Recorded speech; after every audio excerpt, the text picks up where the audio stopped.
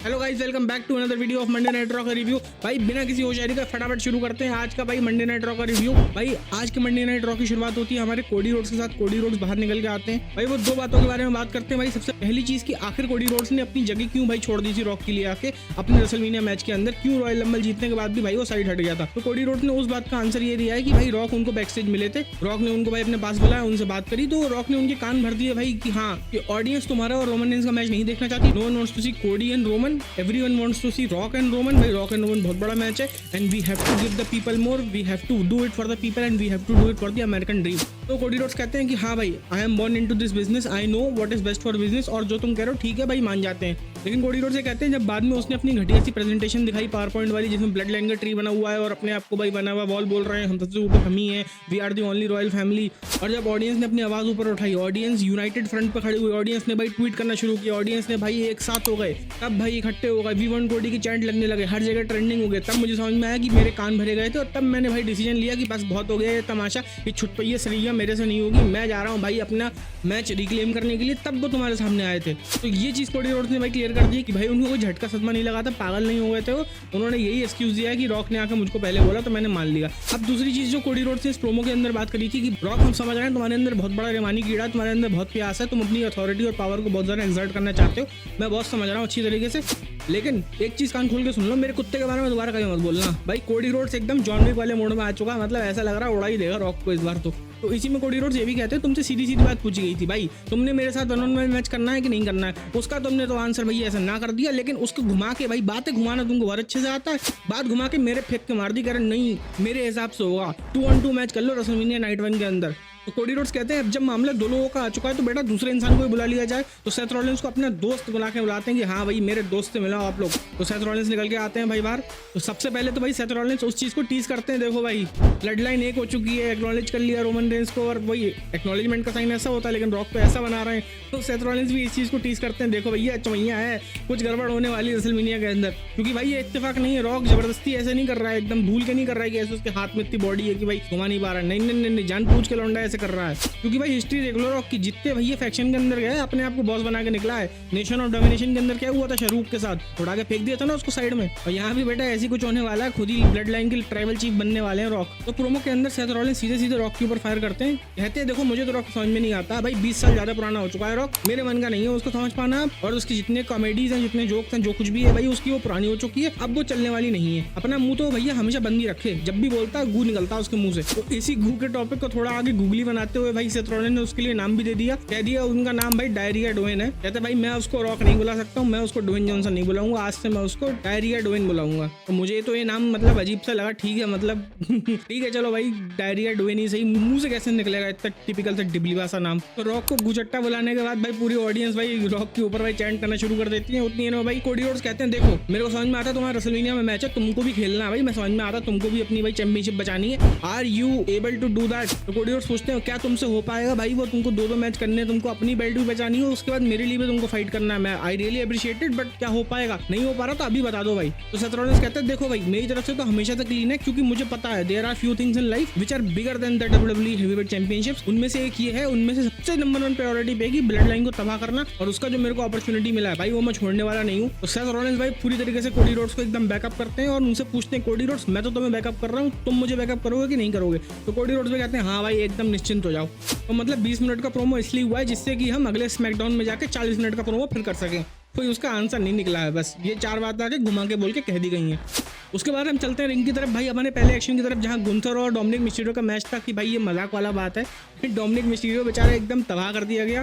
जिन लोगों को भी भाई थोड़ा सा भी अगर वो देखना है ना एनिमे वाली फील चाहिए WWE के अंदर कि हाँ भैया जो है भाई हीरो हमारा मार रहा है, विलन को कुछ हो ही नहीं रहा है, मैच के अंदर कुछ नहीं हो रहा था, डोमिनिक मिस्टीरियो भाई जा रहा है चमैया काट रहा है, बार-बार जाकर चमैया कर रहा है उसके अंदर, भाई कुछ हो ही नहीं रहा है। गुंथर तो मतलब एकदम नो सेल वाले मूड में है, लौंडा सब झेल गया उसके 619 तक झेल गया, लेकिन ना ना ना ना भैया सुताई तुमने ऐसे करी जैसे पता नहीं 6 साल पुराने कपड़े धो रहा हो पटक पटक के। और जो उसकी भैया ये छाती उधड़ गए ना, ऊपर की प्रोटेक्शन उधड़ के जो चाप मारी है ना, ओ हो लिटरली भाई बंदे को हार्ट स्किप कर गया होगा 6 बीट, तो पीपीआर की जरूरत ना पड़ जाए लौंडे को। और इसी मैच के दौरान भाई हमारे WWE के कमेंटेटर फाइनली देख रहे हो, आजादी देख रहे हो भाई। AEW में स्टिंग ने अपना आखिरी रेसलिंग मैच रेसल किया था अभी, और उन्होंने रिटायरमेंट ले लिया है इंडियन एक्शन से फाइनली भाई। Thank you very much sting. और भाई इस चीज को एक्नॉलेज किया हमारे कमेंटेटर टीम ने, माइकल कॉल ने, भाई बहुत अच्छी बात है। WWE मतलब देख रहे हो, मतलब अब एकदम सटापट चल रहा है ऊपर को। तो भाई मैच के अंदर वापस आता गुंतर ने भाई एकदम सुताई लगा दी थी भाई। सुताई लगाने के बाद ये भी नहीं कि मैच खत्म कर दे, ना ना ना ना, खड़े होकर भैया रुकेंगे हम, तुमको डेसिमेट करेंगे। तो लड़के को भाई आखिरी में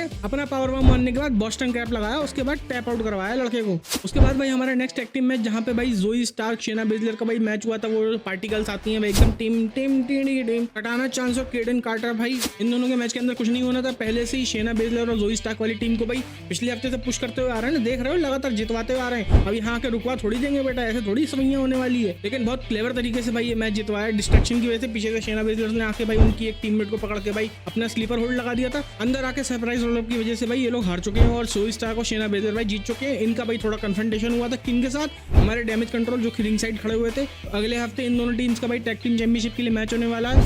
उसके बाद भाई हमारे अगले मैच की तरफ चलते हैं भाई, Nia Jax versus the man Becky Lynch. Becky Lynch ने पिछले हफ्ते आके नाया जैक्स और लिम मॉर्गन के मैच के अंदर आके इंटरप्ट कर दिया। अब भाई उसके अंदर खुजली मची लिम मॉर्गन के अंदर, तो इस मैच के अंदर भी भाई वही हुआ। पूरा मैच नाया जैक्स ने डोमिनेट किया, आखिरी में बेकी लिंच ने भाई थोड़ा सा मोमेंटम जब बना लिया, उतनी देर में भाई लिम मॉर्गन आके भाई वही ऑडियंस की तरफ से आके इंटरप्ट कर दिया, नाया जैक्स पे अटैक कर दिया, डिस्क्वालिफिकेशन नाया जैक्स जीत गई। आखिरी में भाई दोनों का थोड़ा सा तूड़ मुड़ा हुई, उतनी देर में नाया जैक्स ने दोनों को भाई पैर पकड़ के थोड़ा सा सटाइया पटाइया करके चलती बनी वहां से। ले भैया बैक स्टेज जाके दोनों आपस में भिड़ियां करने लगी, एकदम चिड़ियों की तरह चोच लगाने लगी। उतनी देर में भाई कंक्लूजन उसका ये निकला है कि अगले हफ्ते बेटा तुम रिंग में आके मिलो, रिंग में उन दोनों का मैच होने वाला है। अब क्या होने वाला है, नाया जैक्स आएंगी बीच में, मेरे उस वाले मैच के अंदर तुमने इंटरप्ट किया, इस वाले में ये आ गई लिम मॉर्गन निकल के, अब अगले वाले में तुम दोनों का होगा, मैं निकल के आऊंगी।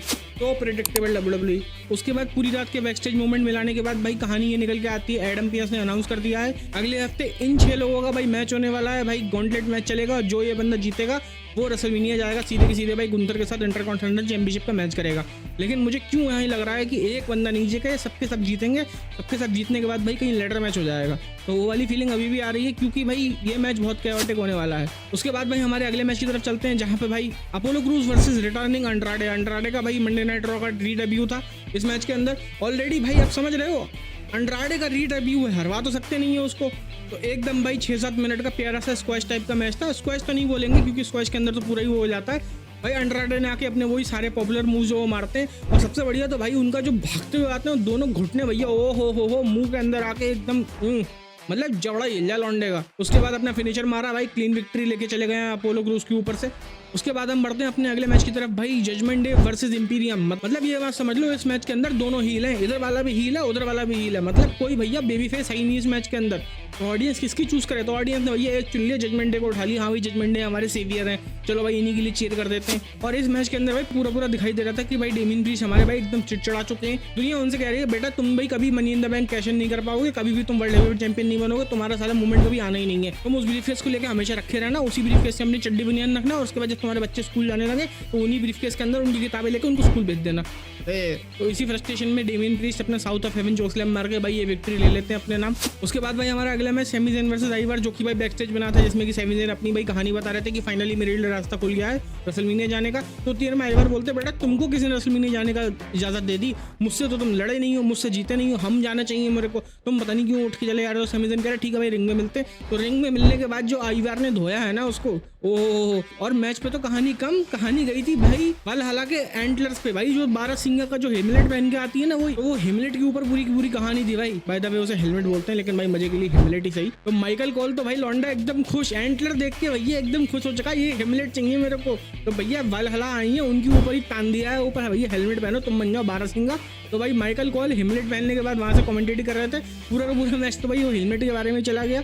जब भाई मैच पे वापस जाकर नजर पड़ी तो आखिरी 1-2 मिनट के अंदर भाई मोमेंटम हमारा शिफ्ट हुआ सैमी ज़ेन की तरफ, जहाँ पे भाई उन्होंने एक हलवा किक मार के भाई आइवर को हरा दिया है, भाई क्लीन विक्ट्री ले ली है। तो उसके बाद हम चलते हैं हमारे मेन इवेंट की तरफ भाई, मेन इवेंट जे उसो वर्सेस ड्रू मैकिंटायर। इस मैच की एक्चुअली उनसे पहले ड्रू मैकिंटायर ने भाई सेथ रॉलिंस के लिए एक बैक स्टेज प्रोमो कट किया था। मोटी बात उन्होंने यही कही थी कि भाई सेथ रॉलिंस जो है पूरे गधे हैं, उनको भाई WWE हेवीवेट चैंपियनशिप के लिए कोई इज्जत नहीं है, उनको भाई एकदम स्पॉटलाइट चेजर है वो, मतलब जहां उनको स्पॉटलाइट दिख रही है वहां वो कूद के चले जा रहे हैं, जहां न्यूज पब्लिसिटी है वहां सेथ रॉलिंस होने चाहिए। उन्होंने ये भी बोला था कि भाई जितने भी बड़े मेगा स्टार की रिटर्न हुई है अभी पास्ट ईयर्स के अंदर, कोडी रोड्स की हुई, कौन खड़ा था वहां पे? Seth Rollins. सीएम पंक की रिटर्न हुई, किसको चुल मची थी? Seth Rollins. अभी रॉक रिटर्न कर रहा है, किसको चुल मची हुई है? Seth Rollins. तो भाई वही सारी आके बात कहते हैं कि देखो सेथ रॉलिंस से बड़ा चौइया इंसान है ही नहीं WWE के अंदर। और भाई मैं उसको कितनी बार समझाऊं अपनी अटेंशन लूज मत होने दो, तुम्हारा मैच मेरे साथ है, लेकिन आप भाई बताने की बात खत्म हो चुकी है, तुम भी बड़े हो, तुम भी दूध पीते बच्चे नहीं हो, बस रेसलमेनिया में आ जाना, you just show up at WrestleMania, I will do the rest of the work. और मैं भाई वर्ल्ड हेवीवेट चैंपियन बनकर निकल रहा हूं, because that title deserves a better champion. और भाई मैच के अंदर जाने के बाद भी ड्रू मैकिंटायर जो इतने हीरो बन रहे थे, जीते कैसे हैं भाई? ब्लड लाइन की इंटरप्शन की वजह से जीता है भाई लौंडा। भाई जब मैच एकदम इंटेंस हो चुका था, सोलो सकोआ निकला, सोलो सकोआ को हटाने के लिए तो कोडी रोड्स आ गए, उसको भगाने के लिए बक ससुरी तो निकल यहाँ से एकदम भैंस की तरह चरा के ले गए उसको बाहर को। हाँ सॉरी भाई साहब, गाय मेरी आ गई थी रोड के ऊपर, कोडी रोड्स तो उसको लेके चले गए। लेकिन भाई हुआ क्या? जिमी ऊसो निकल के चले आए भाई। जिमी ऊसो की डिस्ट्रैक्शन की वजह से भाई पीछे जे ऊसो ने घूम के देखा, एक क्लेमोर पड़ी है भाई, खत्म भाई, स्लैट।